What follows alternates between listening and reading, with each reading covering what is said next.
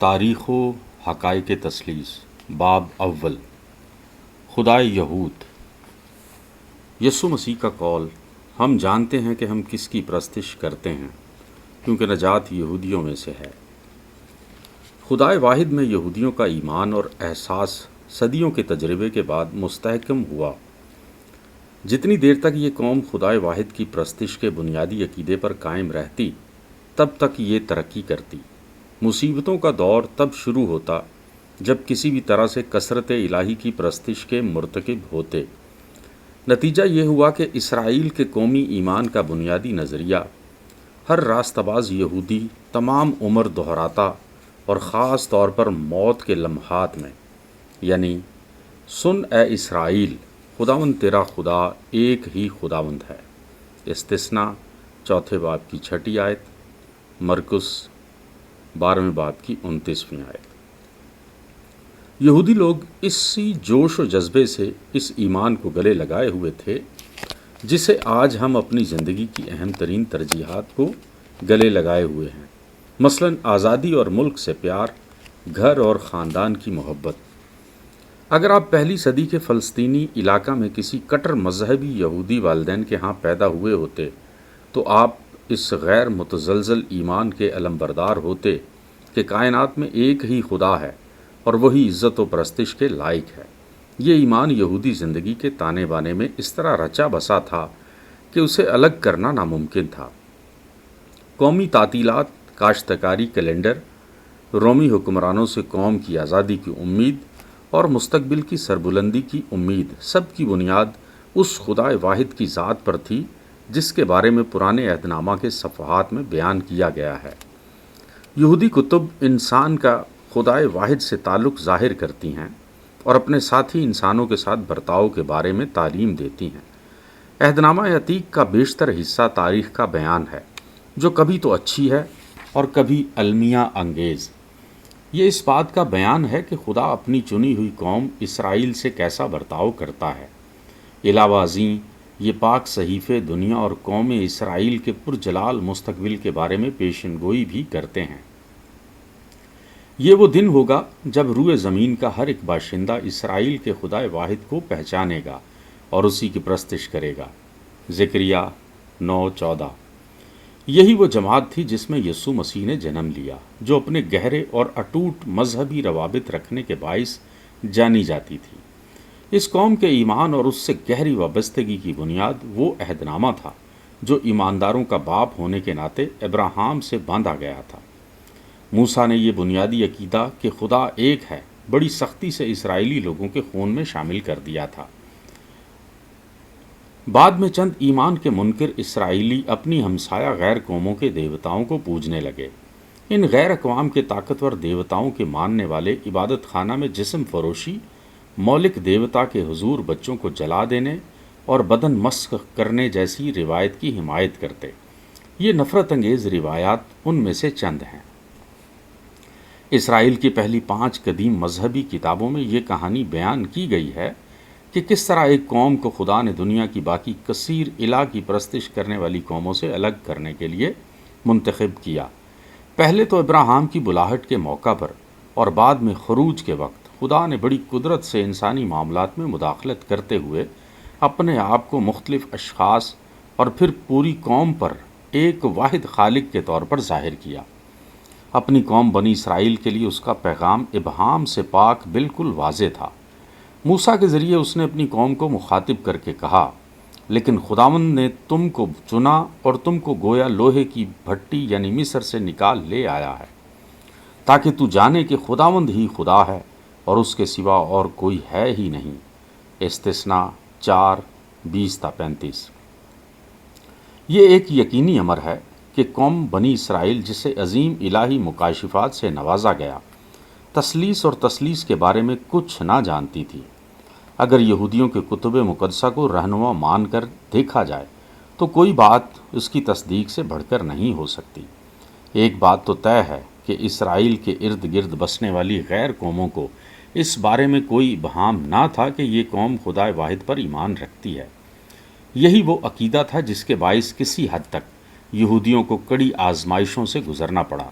کیونکہ وہ خدائے واحد کے سوا کسی اور چیز یا شخص کی عبادت کرنے کو ہرگز تیار نہ تھے۔ 11ویں صدی میں ہونے والی صلیبی جنگوں کا مقصد ہی یہ تھا کہ پرجوش مسیحی جنگجو بے دین مگر واحد خدا پرست مسلمانوں کو سرزمین مقدسہ سے نکال باہر کریں۔ ان کا جوش آخر کار انہیں یورپ میں بسنے والی یہودی بستیوں میں لے گیا، جہاں یکے بعد دیگرے یہودی آبادیاں ذبح کر دی گئیں۔ 3 ہی صدیوں کے بعد یہودیوں نے خدائے واحد کی پرستش کرنے والے مسیحیوں اور تثلیثی نظریہ کے حامی مسیحیوں کے پاس اسپین کی ظالمانہ یلغار سے بچنے کا کوئی طریقہ نہ تھا، سوائے اس کے کہ یا تو وہ اپنے ایمان سے منکر ہو کر رومن کیتھولک عقیدہ اپنا لیں یا پھر اپنا گھر بار چھوڑ کر دنیا کے کسی محفوظ گوشے میں بھاگ جائیں۔ کئی لوگوں کو یہ سن کر دھچکا لگے گا کہ بہت سے یہودیوں کی طرح خدائے واحد کو ماننے والے کئی مسیحی بھی اس کلیسیائی یلغار سے بچ نکلے اور فرار ہو گئے۔ یک شخصی واحد خدا پر ایمان رکھنے سے بنی اسرائیل پر ادراک و عرفان کا وہ راستہ کھلا جس نے انہیں دنیا کے سارے فلسفوں، مذاہب، تہذیبوں اور اقوام سے الگ کر دیا۔ بنی اسرائیل خدا کی پہچان کے اس عقیدے کو اب تک سینے سے لگائے ہوئے ہے۔ اس کے مقابلے میں مسیحیت میں وسیع و نظر لوگ تثلیث فی التوحید کے قائل ہیں۔ ہاں، البتہ ایک مختصر اقلیت تثلیث کی بھی قائل ہے، یعنی واحد خدا میں 2 شخصیات، باپ اور بیٹا شامل ہیں۔ قدیم مشرقی مذاہب میں ہمیشہ ایک سے زیادہ خداؤں کی پرستش کی روایت رہی ہے، یا کم از کم وہ خدا اور انسان کے درمیانی دیوتاؤں کے ضرور قائل تھے، جیسے کہ قدیم یونانی لوگ جنہوں نے ابتدائی مسیحی کلیسیا پر یسوع مسیح کی مفارقت کے بعد گہرا اثر ڈالا۔ آج بہت سے لوگ اپنے ایمان کی جڑیں ان قدیم مشرقی عقائد میں پاتے ہیں جن کے مطابق دیوتا بہت سے ہیں۔ مزید یہ کہ ہم سب بھی ایسے دیوتا ہیں جو اپنے دریافت کیے جانے کا انتظار کر رہے ہیں، اور اس سے بھی پیچیدہ عقیدہ کہ سب کچھ پوری کائنات دراصل خدا ہے، اس بے ضبطی کا اندازہ لگانا مشکل نہیں جب قانونی مذہبی اختیار کی بالادستی ختم ہو جائے گی اور ہر شخص بذوم خود ایک دیوتا ہوگا جو آپ اپنا عقیدہ اور برتاؤ ترتیب دے گا قوم اسرائیل کے دلوں پر خدا کی وحدانیت نقش کرنے کے لیے، تاکہ غلطی یا ابہام کی کوئی گنجائش باقی نہ رہے۔ خدا نے موسیٰ کی معرفت فرمایا، پس آج کے دن تو جان لے اور اس بات کو اپنے دل میں جما لے کہ اوپر آسمان میں اور نیچے زمین پر خداوند ہی خدا ہے اور کوئی دوسرا نہیں۔ استثناء 4:39۔ مقدس صحائف کے اس حصے کی پرزور تنبیہ اور اس جیسے کلام کے کسی حصے کے باعث ہم اس بات میں یہودیوں کی حمایت کرتے ہیں کہ وہ خدائے واحد کی پرستش کریں اور دل و جان سے کریں۔ اس بیان سے تمام غلط تشریحات یا تفسیر کا امکان ہی ختم ہو جاتا ہے۔ یہودیوں کے نزدیک ایک کا مطلب ایک ہی ہے، اور انہوں نے اس کے سوا اور کوئی نہیں کو سمجھنے میں بھی کبھی غلطی نہیں کی۔ اس دور کے ایک ممتاز یہودی لیڈر پنچس لیپائڈ کے الفاظ میں، یہودی یوں اپنے اس عقیدے پر قائم ہیں جو ان کے مذہب کی جان ہے۔ خدا کی وحدانیت کو کسی بھی کثرت سے بچانے کے لیے یا دنیا کی روایت سے اس کی سچائی کو ماند پڑ جانے کے خطرے سے بچانے کے لیے اسرائیلی لوگوں نے بائبل کی اس آیت کو ایمان کے روزانہ اقرار کے لیے چنا ہے، جو نہ صرف ہیکل کی روزانہ رسوم عبادت میں شامل ہے بلکہ پہلے سبق کے طور پر ایک 5 سالہ اسکول جانے والے بچے کو سکھائی جاتی ہے۔ یہی وہ اقرار ہے جسے مسیح یسوع نے سب حکموں سے بڑھ کر قرار دیا تھا۔ لیپائڈ نے اس بات کی اہمیت کو سمجھا کہ اپنے ایمان کے بنیاد کی وضاحت کرتے ہوئے یسوع نے وہی الفاظ دہرائے جو موسیٰ نے ان سے کہے تھے کہ سن اے اسرائیل، خداوند تیرا خدا ایک ہے۔ استثناء کی کتاب میں درج موسیٰ کے الفاظ دہرانے سے یسوع مسیح نے نہ صرف ان الفاظ کی صداقت کی تصدیق کی بلکہ یہ مہر بھی کر دی کہ ان کا وہی مطلب ہے جو موسیٰ ان الفاظ سے سمجھتا تھا۔ اگر اس کا کوئی اور مطلب ہوتا یا ان کے معنی میں کوئی بنیادی تبدیلی واقع ہو گئی ہوتی جن میں موسیٰ نے ایک خدا کی تعریف کی ہے، تو نئے عہد نامہ کے مصنفین یہودی مذہب کے اس عقیدے کو دہراتے ہوئے ایسی کسی تبدیلی کو واضح کرنے میں ناکام نہ ہوتے۔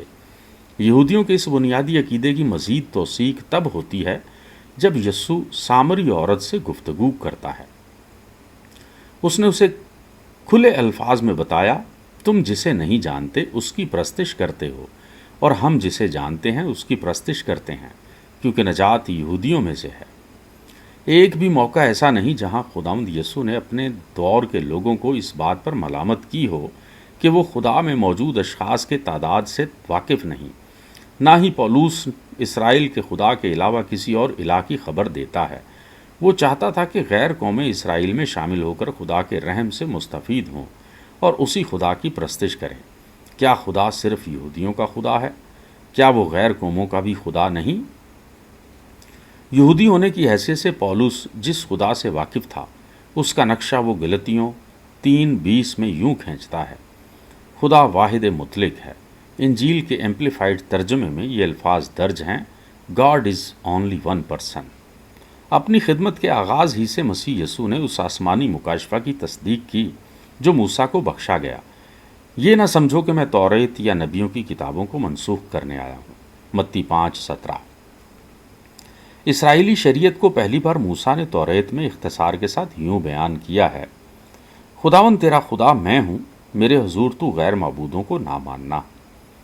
اور یہ اسرائیل کا قومی عقیدہ ہے۔ اگر کوئی واحد یکا و تنہا خدا ہے جو اپنی مخلوق پر یہ ظاہر کرنا چاہتا ہے کہ صرف وہی ایک خدا ہے اور اس کے سوا کوئی نہیں، تو پھر یہ بیان کسی غلطی پر کیسے مبنی ہو سکتا ہے؟ اب اس سے زیادہ واضح بیان کیا ہوگا جو کسی ابہام کی ہرگز گنجائش نہیں چھوڑتا؟ اگر خدا کی وحدانیت کو ایک قوم پر منکشف کرنا ہماری ذمہ داری ہوتی تو ہم کن الفاظ میں اس کا اظہار کرتے؟ کیا ہم بھی یہی نہ کہتے جو موسیٰ کے مطابق خدا نے کہا: سو اب تم دیکھ لو کہ میں ہی وہ ہوں اور میرے ساتھ کوئی دیوتا نہیں؟ ان الفاظ کے نتیجے میں ذات الہی کے بارے میں اسرائیل کا ایمان اتنا پختہ ہے کہ وہ واحد مطلق خدا کے سوا کسی اور کو ہرگز قبول نہیں کرتے۔ کئی اور عقائد میں تفریق ہونے کے باوجود خدا واحد پر ایمان وہ مشترکہ قوت ہے جس نے یہودی قوم کو آپس میں پیوست کر رکھا ہے۔ عبرانی بائبل اور عہد نامہ جدید 20,000 سے بھی زیادہ واحد اسم ضمیر سنگولر پروناؤن خدا کے بارے میں استعمال ہوا ہے۔ زبان اس سے بڑھ کر کوئی ثبوت پیش نہیں کر سکتی جو اسرائیل اور یسوع مسیح دونوں کے خدائے مطلق کی تصدیق کرے۔ توریت میں جس خدا کا ظہور ہے وہ مصری دیوتاؤں سے یکسر مختلف و ممتاز ہے۔ اپنی قوت و قدرت کے ایک ہی جلوے میں اس نے ایک غلام قوم کو رہائی بخشی۔ وہ بے بیان قوت و قدرت والا خدا ہے، تاہم وہ ایک ایسا خدا ہے جس تک شخصی بنیاد پر رسائی ممکن ہے۔ ایسا خدا جو پیار کے لائق ہے، جس کے بارے میں کہا جاتا ہے کہ اور جیسے کوئی شخص اپنے دوست سے بات کرتا ہے ویسے ہی خداوند روبرو ہو کر موسیٰ سے باتیں کرتا تھا۔ خروج 11:33۔ وہ ایک ایسی شخصیت تھا جس کے ساتھ داؤد نے رفاقت رکھی۔ جب تو نے فرمایا کہ میرے دیدار کے طالب ہو تو میرے دل نے تجھ سے کہا: اے خداوند میں تیرے دیدار کا طالب رہوں گا۔ زبور 8:27۔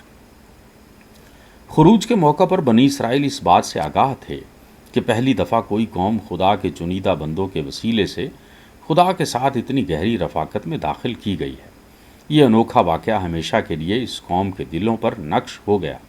اب انہیں دنیاوی دیوتاؤں کو اپنے بیچ میں سے نکال باہر کرنا تھا، ہمیشہ کے لیے۔ المیہ یہ ہے کہ بعض دفعہ توہمات اور دیگر قوموں کی مانند بننے کی خواہش نے بنی اسرائیل پر غلبہ پا لیا کہ وہ غیر قوموں کے دیوتاؤں کی پرستش کے مرتکب ہوئے، لیکن اس کے لیے انہیں بھاری مصیبت اٹھانی پڑی۔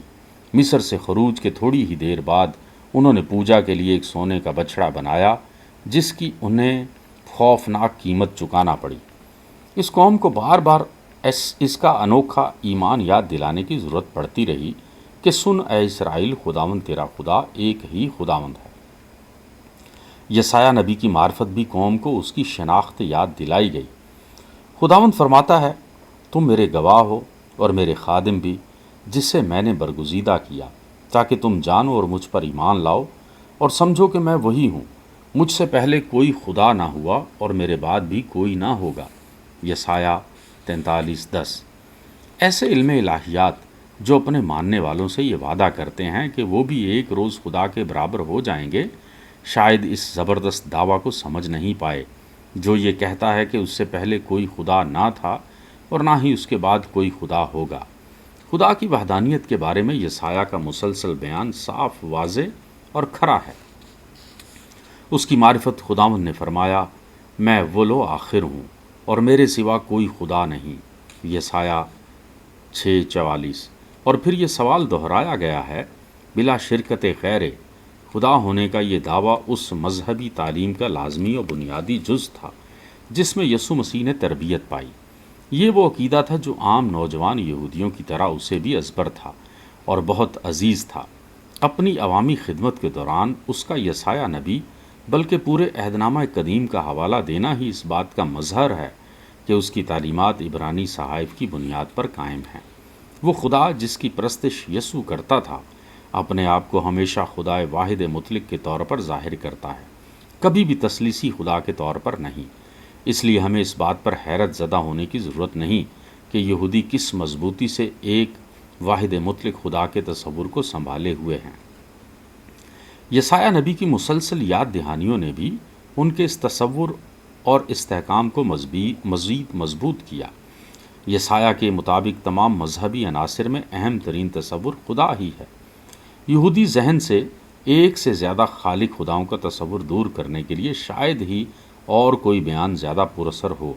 اس بات کی اہمیت کو مزید واضح کرنے کے لیے ہی مصنف یعنی یسایہ نبی اپنی کتاب کے 45ویں باب میں 7 مختلف آیات میں اسے دہراتا ہے، میں ہی خدا ہوں اور کوئی نہیں، میرے سوا کوئی خدا نہیں، یسایہ 45:5۔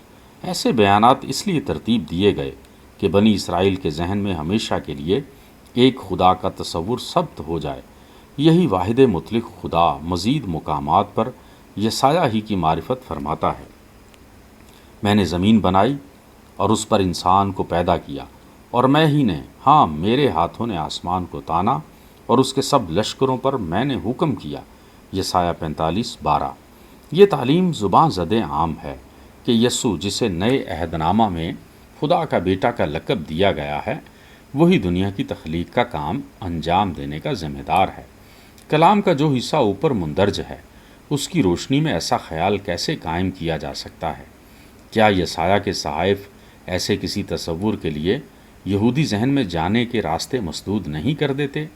وہ تیری منت کریں گے اور کہیں گے، یقیناً خدا تجھ میں ہے اور کوئی دوسرا نہیں، اور اس کے سوا کوئی خدا نہیں، یسایہ 45:14۔ اور پھر یہ کہ کیونکہ خداوند نے جس نے آسمان بنائے وہی خدا ہے، اسی نے زمین بنائی اور تیار کی، اسی نے اسے قائم کیا، اس نے اسے عبث پیدا نہیں کیا بلکہ اس کو آبادی کے لیے آراستہ کیا۔ وہ یوں فرماتا ہے کہ میں خداوند ہوں اور میرے سوا اور کوئی نہیں، یسایہ 45:18۔ کلام کے مزید 2 حصے ایسے ہیں جو یہودیوں کو خدائے واحد مطلق کے ساتھ وفاداری کے لیے ابھارتے ہیں۔ کس نے قدیم ہی سے یہ ظاہر کیا؟ کس نے قدیم ایام میں اس کی خبر پہلے ہی سے دی ہے؟ کیا میں خداوند ہی نے یہ نہیں کیا؟ سو میرے سوا کوئی خدا نہیں ہے، صادق القول اور نجات دینے والا خدا میرے سوا کوئی نہیں، کیونکہ میں خدا ہوں اور میرے سوا کوئی نہیں، یسایہ 45:22۔ کچھ لوگ اس متن میں موجود لفظ نجات دہندہ کو ان الفاظ سے گڈمٹ کر دیتے ہیں جو یسوع کا حوالہ دینے کے لیے بارہا انجیل میں استعمال کیے گئے ہیں۔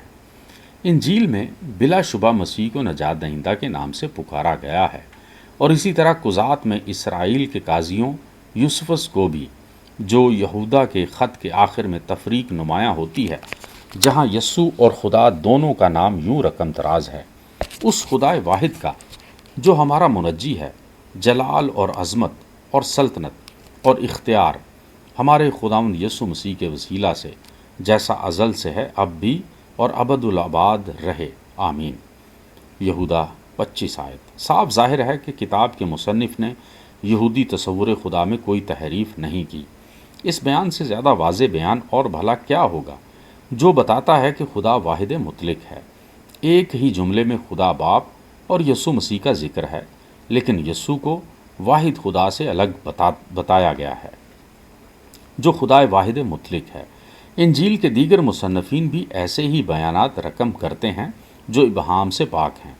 یسوع مسیح کا باپ ہی واحد حتمی نجات دہندہ ہے، یسوع کی پیدائش ایسے ہی یہودی ماحول میں ہوئی جس میں واحد مطلق خدا کا تصور جڑوں تک سرایت کیے ہوئے تھا۔ 19 صدیوں کے بعد ایک کٹر یہودی اسرائیلی جو اسرائیل یونیورسٹی میں بار ایلن کا ممبر تھا، جس کا پہلے بھی حوالہ دیا جا چکا ہے، یہ گواہی دیتا ہوا نظر آتا ہے کہ یہودی خدائے واحد میں اپنے ایمان سے ہرگز نہیں پھر سکتے۔ پنخس لپائڈ کے مطابق عبرانی لفظ اخاد، جس کا مطلب ایک ہے، سے نہ صرف ہمیں یہ پتہ چلتا ہے کہ خدا کے سوا اس سے پرے اور کوئی خدا نہیں، بلکہ یہ بھی کہ چونکہ خدا ایک ہے، اس کی وحدانیت کو مزید حصوں میں تقسیم نہیں کیا جا سکتا جن کے اکٹھے ہونے سے ایک خدا کی صورت ظاہر ہو۔ اور یہ بھی کوئی عجیب بات نہیں کہ بائبل کے بیان کے مطابق جب کبھی یہودی بیگانہ خداؤں کی پرستش میں پڑے، ان پر آفتوں کے پہاڑ ٹوٹ پڑے، قوم میں پھوٹ پڑ گئی، اور یسایہ نبی کی معرفت ہولناک پیشن گوئیاں ہوئیں۔ کثرت الہ کی پرستش کے نتیجے کے طور پر پوری قوم کو سیری کے جوے میں جانا پڑا۔ کلیسیائی تاریخ میں جو ٹوٹ پھوٹ اور انتشار ہمیں نظر آتا ہے، کیا عجب کہ وہ بھی اصل تصور خدا میں تحریف کے نتیجے کے طور پر ہمیں بھگتنا پڑ رہا ہو۔ خدائے واحد کا تصور یسایہ نبی تک محدود نہ تھا۔ ہوسیہ اسرائیل کے خدا کے بارے میں یوں رقم تراز ہے، کیونکہ میرے سوا کوئی اور نجات دینے والا نہیں ہے، خداوند فرماتا ہے، ہوسیہ 4:13۔ مزید برآں خدائے واحد مطلق کے بارے میں یہ عرفان بے نظیر محض دور قدیمی تک محدود نہ تھا۔ یوئیل نبی کے صحیفے میں ہمیں اسرائیل کے مستقبل کی تصویر نظر آتی ہے، جب وہ اپنے موعودہ جلال و سرفرازی کو حاصل کر چکی ہے اور ہمیشہ ہمیشہ کے لیے خدائے واحد سے منسلک ہو چکی ہے۔ یوئیل ہمیں بتاتا ہے کہ اسرائیل کا جو خدا عہد نامہ قدیم میں ہے، وہی ابد تک ان کا خدا رہے گا۔ یہودی ذہن میں یہ بات بھی ڈالی گئی تھی کہ خدائے واحد جو خالق کل ہے، وہی اس قوم کا باپ بھی ہے۔ ملاکی نبی فرماتے ہیں، کیا ہم سب کا ایک ہی باپ نہیں؟ کیا ایک ہی خدا نے ہم سب کو پیدا نہیں کیا؟ ملاکی 2:10۔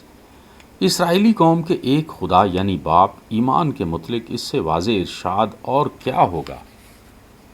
اور یہی وہ ایمان تھا جس پر مسیح یسوع کی وراثتی تہذیب و تمدن کی بنیاد تھی۔ اس وحدہ و لا شریک شخصیت کا انجیل میں بارہا باپ اور خدا کہہ کر تعارف کروایا گیا ہے۔ بلا شبہ وہ ہمارے خداوند یسوع مسیح کا باپ اور خدا ہے، اور اول ذکر اس کا بیٹا ہے۔ یہ بات قابل غور ہے کہ یسوع خداوند کہلانے کے باوجود اپنے خدا کے ماتحت ہے۔ اس لیے مسیح کو خداوند پکارنے سے ہرگز یہ مراد نہیں کہ وہ خدا ہے۔